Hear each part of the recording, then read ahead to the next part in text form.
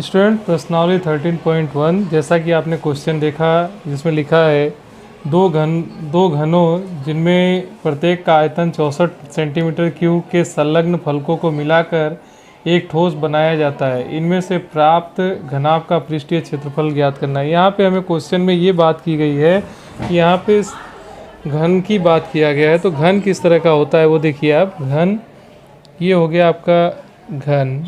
Okay students, ये है घन। अब ऐसे ही मतलब ऐसे दो घनों को मिला करके बनाया जाता है। देखिए ये हो गया आपका घन। इसमें बात की गई है कि प्रत्येक का आयतन 64 सेंटीमीटर क्यूब है। तो आयतन जो है 64 सेंटीमीटर क्यूब है। तो यहाँ पे हम लिखेंगे घन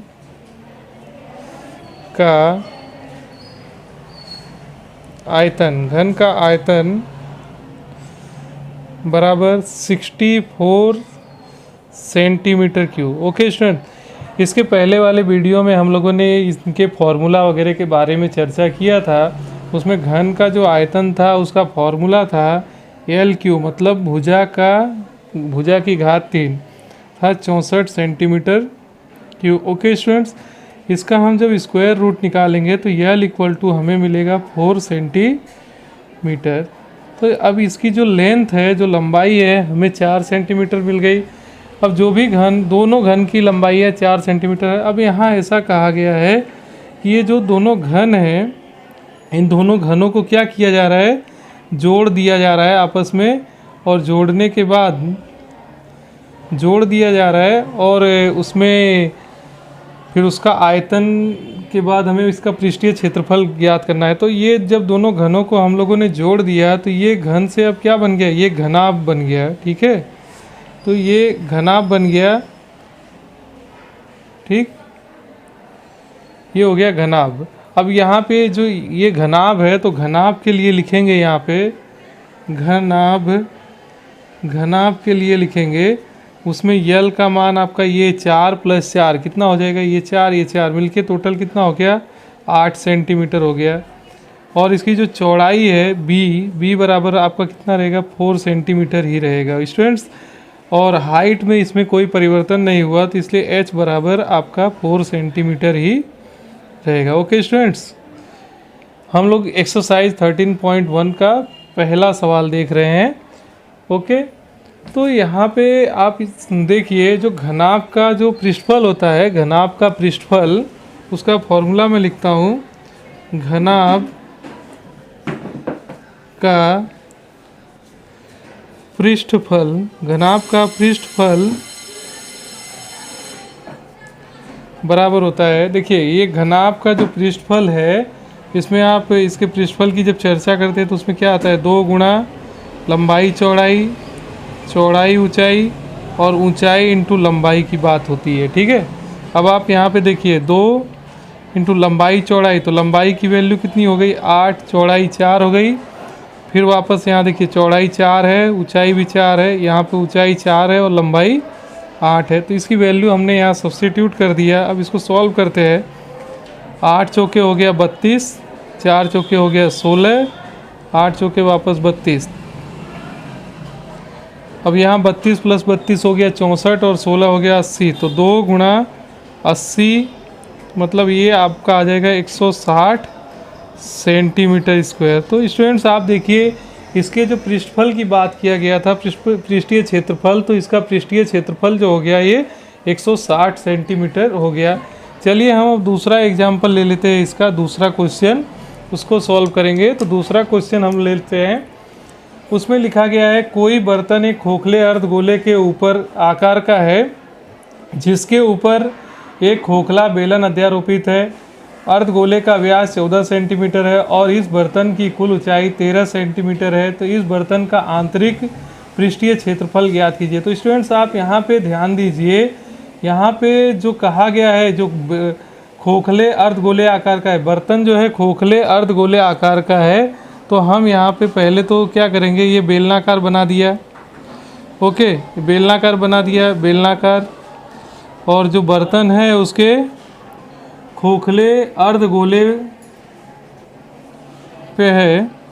ठीक है, तो यहाँ से मैंने अर्धगोला ये खींच दिया, ठीक है। यहाँ से यहाँ तक इसकी क्या हो गई, टोटल हाइट हो गई, टोटल लंबाई हो गई।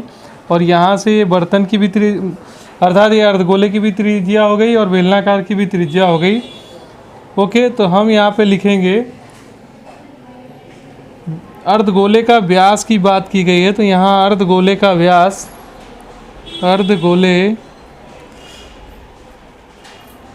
का व्यास, अर्धगोले का व्यास अर्थात हमें d दिया गया है, तो d की जो वैल्यू है वह कितनी दी गई है, 14 सेंटीमीटर। ओके, तो व्यास यदि 14 सेंटीमीटर है तो इसकी त्रिज्या कितनी हो जाएगी, त्रिज्या r बराबर आपका हो जाएगा 7 सेंटीमीटर। त्रिज्या का मान हमें मिल गया। अब देखिए आप यहाँ पे यहाँ पे इस आकृति में जो देख रहे हैं यही रेडियस है, ये रेडियस दोनों के लिए सेम होगी 7 सेंटीमीटर।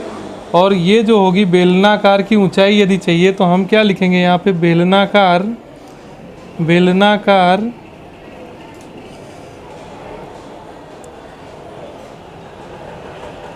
बेलनाकार की ऊंचाई, बेलनाकार की ऊंचाई स्मॉल h, ऊंचाई small h equal to small h equal to capital H minus R। यहाँ पे हमें सवाल में ये चीज़ भी दिया गया है कि इसकी कुल ऊंचाई यहाँ से यहाँ तक की जो कुल ऊंचाई है h बराबर हमें दिया गया है वह 13 सेंटीमीटर है। ओके, यहाँ हम लोग लिख देते हैं बर्तन की ऊंचाई, बर्तन की ऊंचाई, बर्तन की ऊंचाई बराबर 13 सेंटीमीटर। ओके स्टूडेंट्स, तो हम यहाँ पे बेलनाकार की ऊंचाई h बराबर निकालेंगे तो 13 minus small r equal to 7 है, इसलिए h इक्वल टू हमें क्या मिलेगा, 6 सेंटीमीटर मिल जाएगा। अर्थात आपके बेलनाकार की ऊंचाई इतनी हो गई। हमें सवाल में पूछा गया है कि बर्तन का आंतरिक पृष्ठीय क्षेत्रफल ज्ञात कीजिए, तो हम यहाँ पे लिखेंगे बर्तन का आंतरिक पृष्ठफल, बर्तन का पृष्ठफल, आंतरिक पृष्ठफल हो जाएगा आपका। देखिए ये बर्तन किन चीज़ों से बना है, तो हम देख रहे हैं बेलनाकार है,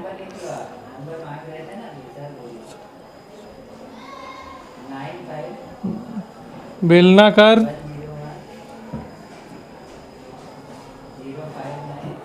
अर्धगोला,